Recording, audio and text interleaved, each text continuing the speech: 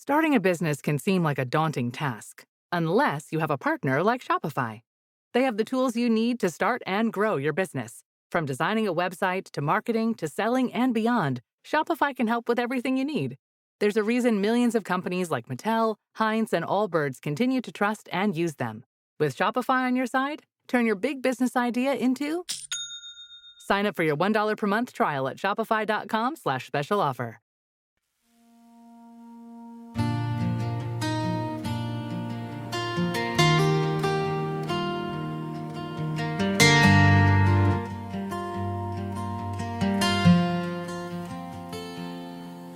All right, Sooner Nation, gather around. For the first time in what feels like a long time, Oklahoma opened the season not just with a win, but with a performance that made a statement. A 35-3 rout of Illinois State isn't going to shock anyone on paper. But if you were paying attention Saturday night, you saw something much bigger than a blowout over an F.C.S. opponent. You saw a program trying to reinvent itself on offense finally show signs of an identity. And that identity, at least right now, is John Mateer. The Washington State transfer didn't just play well, he rewrote the record books. 392 passing yards, 3 touchdowns, and another on the ground, the most passing yards ever by a Sooner quarterback in a debut game. Yes, even more than Baker Mayfield's 388 against Akron back in 2015. And the way he did it mattered even more than the stat line. Mateer was efficient, 30 of 37 through the air, calm in the pocket, decisive with the ball, and confident enough to spread it around to 9 different receivers. When the offense sputtered early, he settled things down with a 94-yard drive capped by his own touchdown run. When Illinois State had momentum after a rare interception, he bounced back with a strike to Keontez Lewis, who went on to finish with 119 yards and 2 scores in his OU debut. And when the Sooners needed to close the half strong, he strung together completions that ate clock and finished in the end zone. That's not just talent, that's command.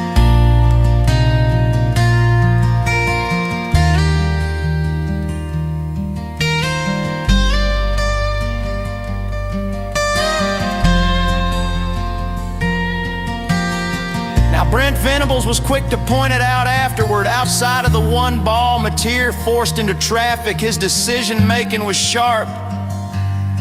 His patience stood out as leadership, pulling teammates aside, keeping the group locked in is exactly what you need from a quarterback stepping into this kind of spotlight. And let's not forget the man calling the plays. Ben Arbuckle's fingerprints were all over this win.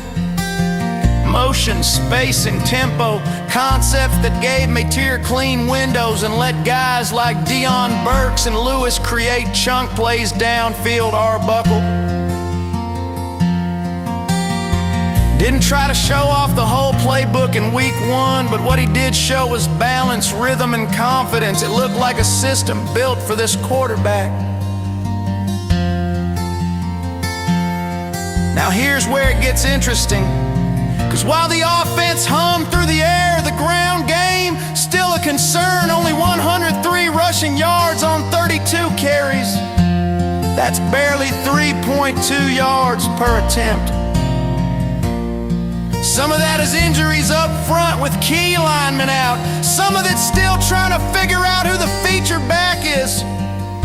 Giovanni Barnes never found space. Jaden Knott didn't get going.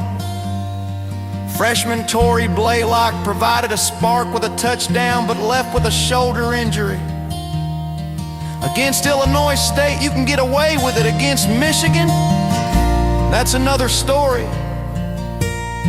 And that's what makes next week so compelling, because let's be real, Illinois State wasn't gonna be the measuring stick. Michigan will be Bryce Underwood, the #1 recruit in the 25 class, just threw for 250 yards and a touchdown in his debut. Justice Haynes is a legit SEC type back, now wearing maize and blue. And the Wolverines' offensive line year after year sets the tone physically if Oklahoma wants to belong in the playoff conversation. This is the game where they prove it. But Saturday night, what we saw was enough to believe the Sooners finally have the kind of quarterback who gives them a chance in games like that. Mateer isn't perfect.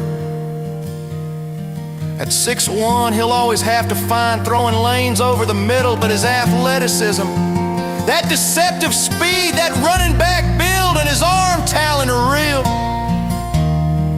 He's already generating draft buzz, being talked about as one of the highest ceiling QBs in the 2026 class.